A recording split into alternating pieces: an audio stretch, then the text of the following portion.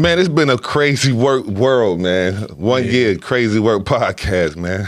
Yeah, we've been at it for a whole year now. We're going to give y'all a crazy 2025 recap of that crazy work. Let's get it. Krazy Work Podcast. This your host, Big Slim. It's your host, AL. We at you again with the Krazy Work recap of 2025. My nigga, crazy. Man, it's crazy work, man. If it ain't crazy, what the fuck is? That seems to be the logo. That's what it is, you know. Man, how you feel about a year of grinding? Bro, to be honest, bro, how this time went by fast because we've been grinding and we didn't really think it was going to get this far, you know, ahead of us. But I think we've been really at it, bro, and it's just the time. Like, I'm like, yo, we done made it this far, this fast. Yeah. You know what I mean? It's crazy work. They say that most people give up within the first 3 to 6 months of podcasting, and a lot of people don't really understand what it actually takes to make this work the right way. They think that it's a short, quick to being viral, and it's not that. You know, we here to say it's really not that. So a lot of people that's, you know, on the grind trying to start podcasting, I mean, reach out. You know, you need some advice or something like that. Definitely be willing to help out wherever we need be. But I want to say, speak on the draining part, the draining aspect. Okay. Talk about it. Because, you know, I see people, they're like, man, I ain't seen Krazy Work Podcast on in a minute. You know what I'm saying? Yeah. But it's not my fault. Like, posting off your phone 200 gigabytes is not it. It's not it. You get what I'm saying? Like, I can't post. I got to delete personal videos, family photos in order to make one post. I got to have 2 phones, one for business, one for personal. I really dug into that. I got 2 phones. Yeah, you're right, man. That draining aspect it's a lot with this, bro. Like, it's more the consistent thing of being consistent and staying on top of the posting and everything that you always do, bro. That's why I say, bro, do a lot for this that y'all don't understand, you know what I'm saying? I'm here, you know what I'm saying? We do this, but bro, do a lot for this, the technical, the posting, everything. I do mine here and there, but he always on my ass about that. I want y'all to know that shit. So. That's my brother, But David that's Ruffin. why I say, bro, when it comes to the business side, bro, you have to know who you fucking with when you doing this shit, bro. This ain't for the week, man. It's just all for like this year been a crazy year for me and bro, but we been giving y'all this content. We've been going out here on the limb trying to just put our all into this that we always gonna keep doing with this crazy work, man. Whoever supporting us, we appreciate y'all for real. I mean, yeah, support is everything. It's actually like the momentum to keep going forward outside of our own personal self-motivation. Technically, like, we started out, off the rip, we said this was a work in progress and we was going to grow with the audience. We had no idea what we was doing, where the guest was going to come from, what we was going to talk about, but we made it work. Yeah, and crazy work. You know, they say proper preparation prevents poor performance.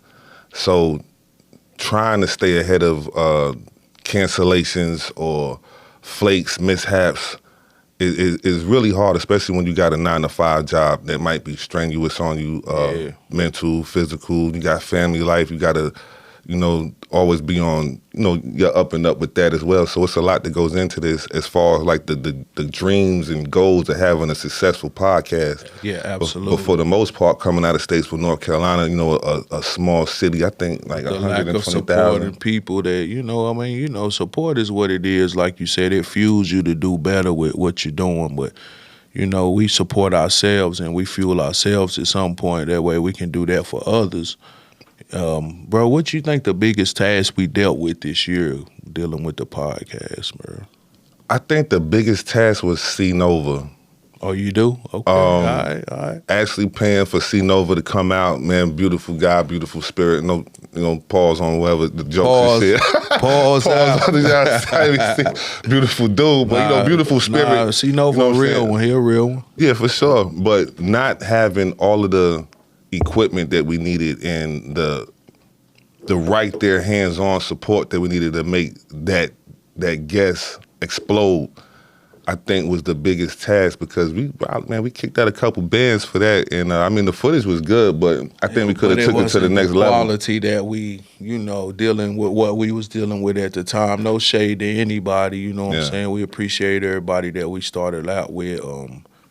We was just like you say, bro. We was just really getting acclimated with learning how to do this shit. So it's like. Trial and error was everything, you know what I'm saying? Yeah. Even with C Nova, we did kick out, but at the same time, it was a real experience because he was a real brother. So he was. Gave us a lot of game and everything. Shout out to C Nova. We got a lot coming for y'all though. 2026 gonna be a monster though. Y'all. What would you say would be like the funniest guest? Bro, we had quite a few funny guests, bro. Bro, you got me on that one, bro. I'm gonna say. I think when we went to the little comedy joint that bro invited us. Oh, Manny the God. Yeah, Manny the God. Manny the God. Yeah, funny dude. Kind of funny, like real went crazy, like. And that little stand up he had was very. He did a good show. Yeah, he did. You know what I mean? So. I say Manny the God, but we had quite a few though. You know what I'm saying? Funny Man Galen. He checked funny my man ass. Galen, yeah, he was funny as fuck. He's still funny to this day though. Yeah, bro, he's doing them crazy skits right now. Yo, shout out to Funny Man Galen because we was calling you Gatlin. He said it's Galen. Check me off the rip. No disrespect, me, bro. You know what I'm saying? But shout out to them guys, man. Manny the God, Funny Man Galen, C Nova. You know, we had some good guests on our show. Y'all just got to go back and peep that, you know?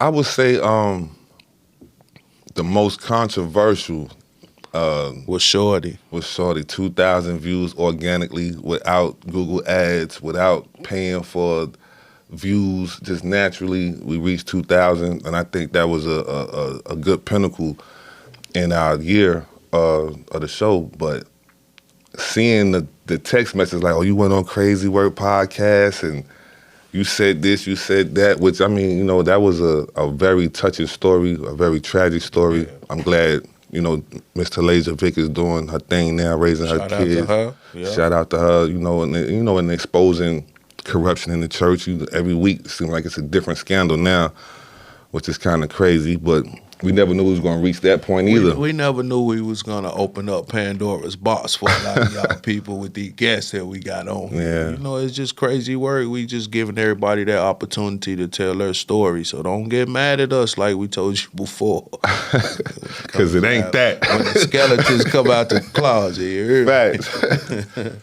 Don't run up on me talking about podcasts. Because we've been hearing a lot. Oh, y'all on Krazy Work. Like, bro, y'all say y'all support. We want to see that. We want to see more support. We're going to give y'all more support. That's what we going to do. But I think a lot of the beauty in it also comes from, for me personally, I could say that it's therapeutic in a way. Like, people think that the podcast is just about the next person. Sometimes it might be about us too.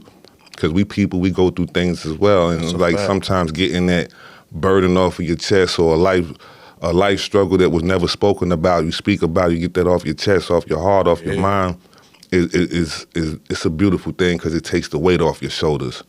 Yeah, I agree. I definitely agree. It's therapeutic getting the conversations that we have with me and you, and even our guests. We kind of learn things from that. They kind of learn things from our point of view, and it's very therapeutic. You know what I'm saying? Like, with the business side, the financial wealth and everything, it's a lot of things that people didn't know that they now know from a lot of those episodes. For sure. I'll be the first one to say it. Like, I didn't know this. I didn't know about absolutely credit me too, card bro. At 30% utilization and learning your closing date. It needs to be paid before that. At this time, Or, instead of paying the light bill, go ahead and put it on the credit card before the closing date, and then after the closing date, use that to pay the light bill. You get what I'm saying? So like, your credit score jumps tremendously. I didn't know that about 401k. I'm 43 years old. This is my first time ever paying into 401k. I'm just starting. So yeah, bro, do that. Yeah, I'm the first one to admit put that. You in there. Like, that's where I'm at, bro. I've been doing that for a minute now. Yeah, so I'm trying to stack that bread up. You think what I'm saying? The right way. But when you're getting that credit score, like my dude said, bro, 700 or more credit score is equal to $1 million. But if you know how to utilize your credit in the right aspect. So yeah, that's something to think about too. Yeah. Because you eligible for, if you got this business going and you got a 700 or more credit score, because you only going to 850. Yeah, but you don't want that. You don't want that. You don't want you eight. want You the don't right want business, 850. Yeah, because you got too much credit. Some people look at that as a negative. It's like but if you know how to use scale. it, you're gonna win. It's a win-win for you. I'm though. trying to keep my But you know what they say, the biggest thing, if you got that and you got a 800 whatever, you can go get $300, $400, $500,000 in business credit loan. Bro, put most of that in an IUL account and let that thing Hey, secure your funds. Secure your funds. That's what you got to do, and that's where we talking about right now. We trying to really do things like that for create generational wealth for sure. My kids, your kids, everybody kids. You know what I'm saying? That's in our circle, taken care of, bro. That's what we trying to do. That's what it's all about. Trying to reach them. The old school dreams. Shit, we never knew shit about it. Nobody teach us this. This was hard working, understanding, trying to learn this, day to day, being a knucklehead, growing up, doing all type of shit. Just now we here at a grown man level talking about grown man shit. So y'all see me out, if you ain't talking about no money and growth, don't even come talking to me about nothing, for real. Crazy work. Crazy work. Always the aggressor. Yeah. Oh man, but for real though, like growing up, tell me I'm lying. If I'm lying, just call me out on my shit. But the average dream was to have a Benz and a brick. Yeah, that's bro. it. We had those. We made those dreams come true at some point. But I had right Benz, now, I had a Beamer.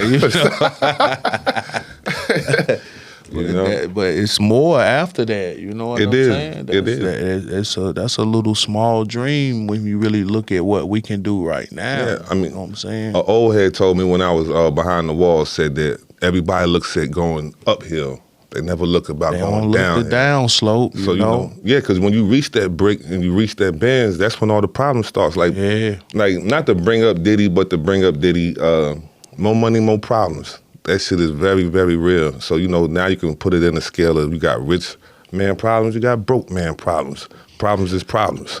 Different levels of problems. There's levels to this shit for sure. Meek? Let's not get into that. Nah. Hey, it's crazy, but it's been a lot of. We done tried different hosts, different guests. Yeah, I was wanting to speak about that, like our early on starting out. We had brought in a few people, just try to get some younger people, and we still looking for that, and we still fuck with who we fuck with. No disrespect to none of y'all. But how do you think that kind of worked out for us in the beginning, bro? Let's just be completely transparent. I mean, to be real, AJ, shout out to AJ, little bro, and his family. Bro definitely asked questions that neither one of us think about. He shocked C Nova for sure. Man, the guy got on his ass. He was roasting him. Do you think that ultimately stopped his grind, bro? I think the roast might have done it because he hit me. Was like, man, I feel like y'all brought me on it just to roast. He didn't want to come back after that. I'm like, bro, we need you, my G. Like, what's happening? That was him for not shaving his mustache, dog. We gotta guess, bro. We gotta guess, and you came in with the Richard Pryor, Richard Pryor out, the Steve Harvey Apollo mustache and shit. But that's little bro, though. I'm just joking, man. But I know life got him, with a newborn baby, moves and stuff like that, new jobs. Sometimes people can't afford to make the sacrifices to show up. I understand that. But we giving you the door is open. The door was open though, Being real, everybody ain't supposed to walk through that door. That's something that a lot of people need to realize. If you're not playing your part, you're not playing your position, you're not showing no type of initiative. But we gave you that opportunity. Yeah, the opportunity. No disrespect to nobody, just once that door is open and you choose to do something else, we got to keep it moving. Got to keep it moving. There's no disrespect to nobody. Business is business, and we appreciate everybody we brought on the show. And we still fucks with you, though. Let's get it. And then, some people might have a mindset that they want to get a little bit more raunchy, a little bit more ratchet. And, that's cool, but the audience is it'll gain fast traction, but it's not going to have no stability because we all know sex sells. Okay, that's cool.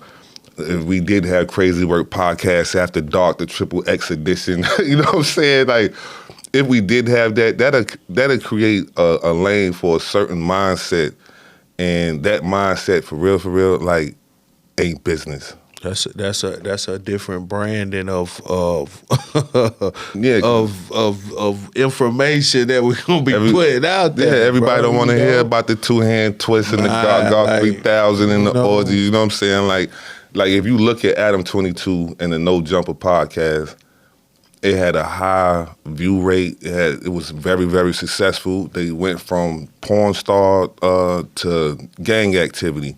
Now with the gang activity, that came with the Ricos. Now the show's not really doing too much, and he got to try to find some type of way to keep his brand alive. And that's what I'm meaning by all business ain't good business. So Krazy Work is just Krazy Work. We got our own lane. Criticism right now as the white boy that gets the black dudes locked the hell up, bro.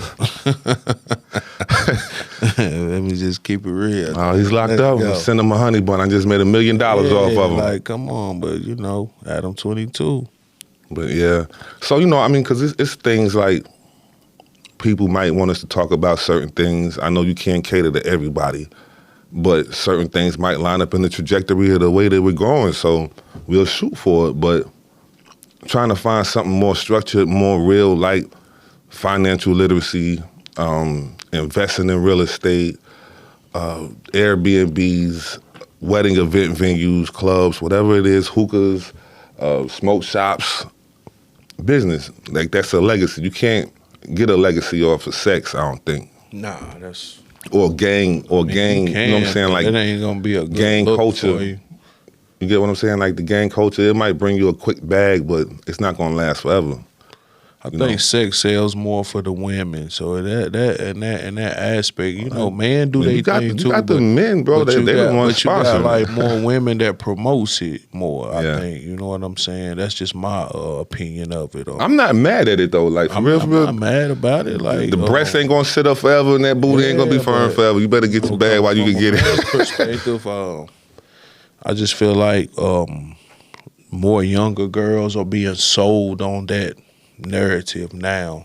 It's more about the sexy red vibe and all of that, and because they need a 360. They're not really realizing the value of themselves as real young, true women, and understanding the value that they can have and power that they can have if they understand their value. True indeed. So you think the body is a shortcut to success?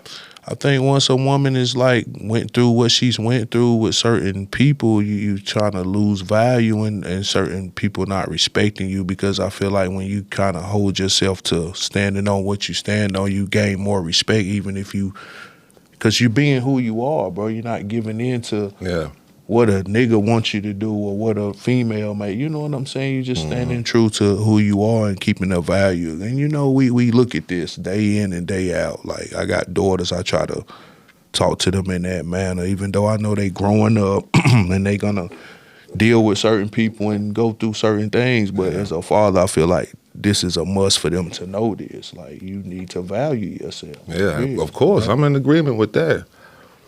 I feel like where I'm at today with it. I feel like a lot of our people are scared to be the best version of themselves because they know they're going to lose certain friends, they're going to lose certain family members, because you're going to realize the bullshit that people is on. That should be the last thing that you worry about when you on that That's road. A comfort zone. People don't want to be uncomfortable when they've been comfortable their whole life.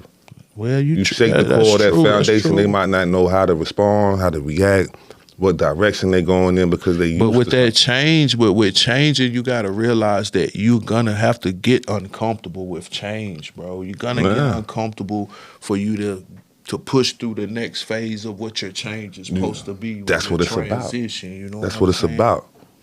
Being uncomfortable until you're comfortable. Yeah, that's a fact. That's why I tell my kids all the time, I say, y'all so uncomfortable right now because you're not focusing on what's going to get you comfortable. You're just trying to focus on what you think daddy got or mama got, and this, you need to focus on what you can obtain to be the best person you can be. You know we got you, just just help us help you by helping yourself. You know what I'm saying? That's just how I look at life with my children, bro. I mean, I'm there for them every step of the way. Just certain things behavior I'm not gonna reward. No bullshit. Yeah, you ain't supposed to. You're not supposed to. I feel like that's coddling.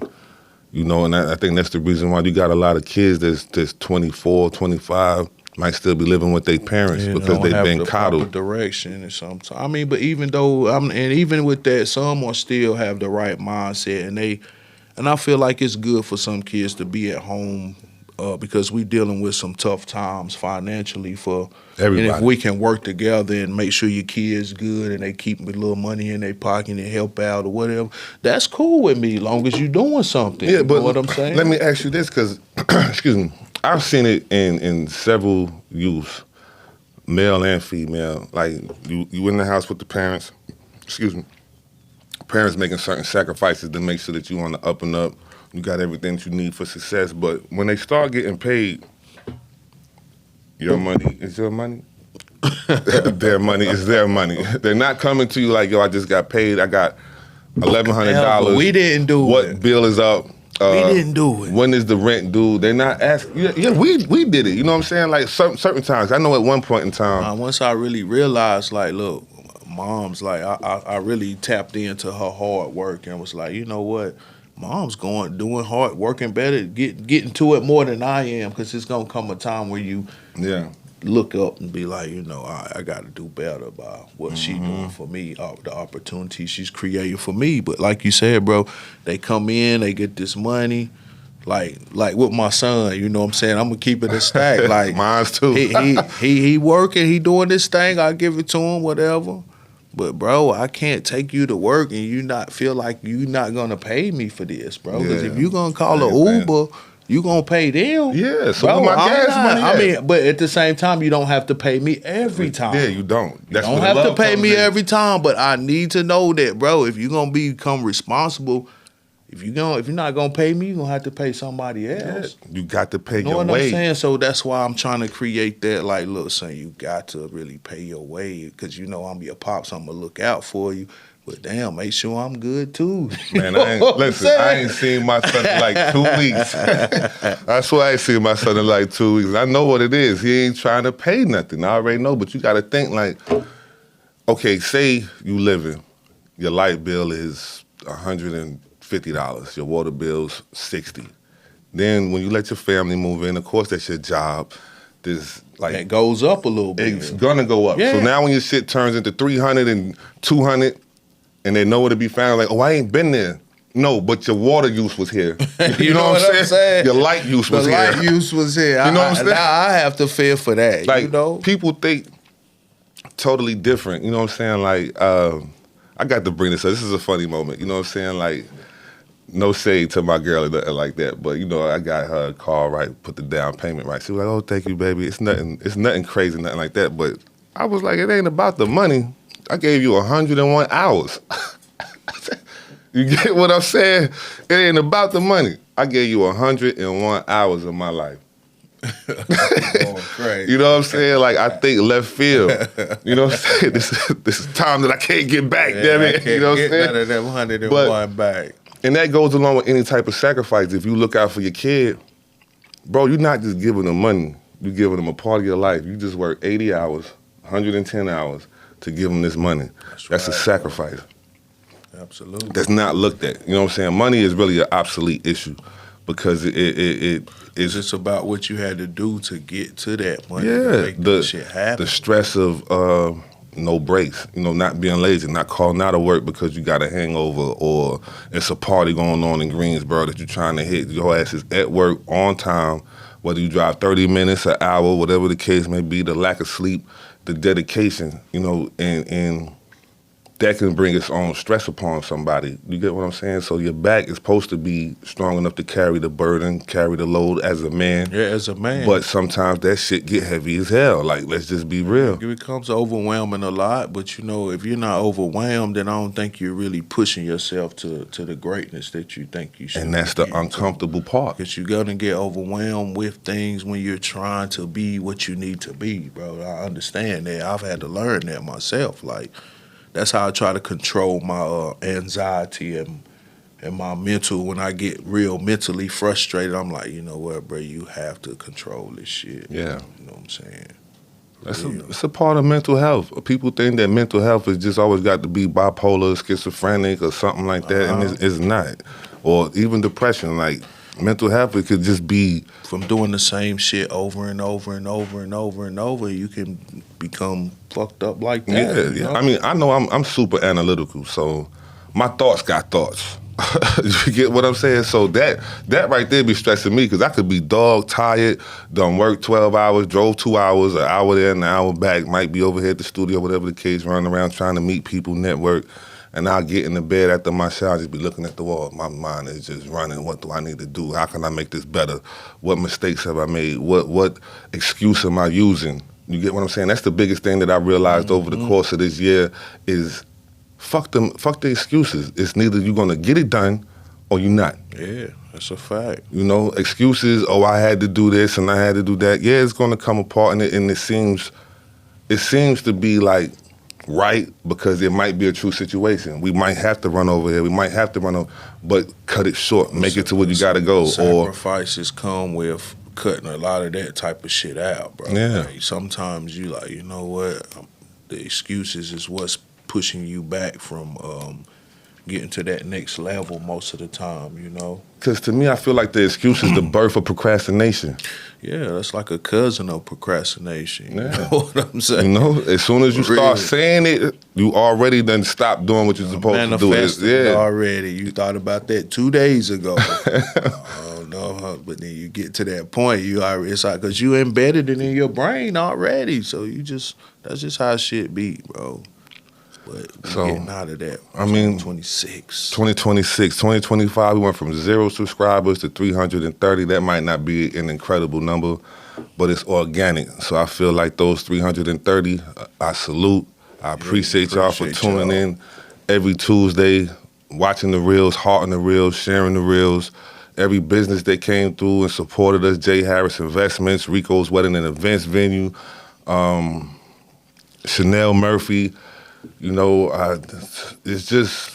Yeah, we're going to do something crazy. We're going to give back. We're going to have some... we're going to have prizes. We're going to have things where y'all can win, and just some fun things we can do this next 2026 where we can engage with our fans more and just have more, you know, conversation and love shown from both ends. So let's get it. Oh, yeah, for sure. We want to have... That's the main goal for 2026, more audience engagement. Like, y'all calling in. You know, if we throw an event, pop up, if you don't want to be on YouTube, we'll probably have a disclaimer for you. Sign it. We will not take your picture. Yeah. But other than that, you know, pop out. Let's have fun. You know, we got good things coming, man. For sure. Yeah, Unless you want to get to them. Bro, but... Shout out to moms.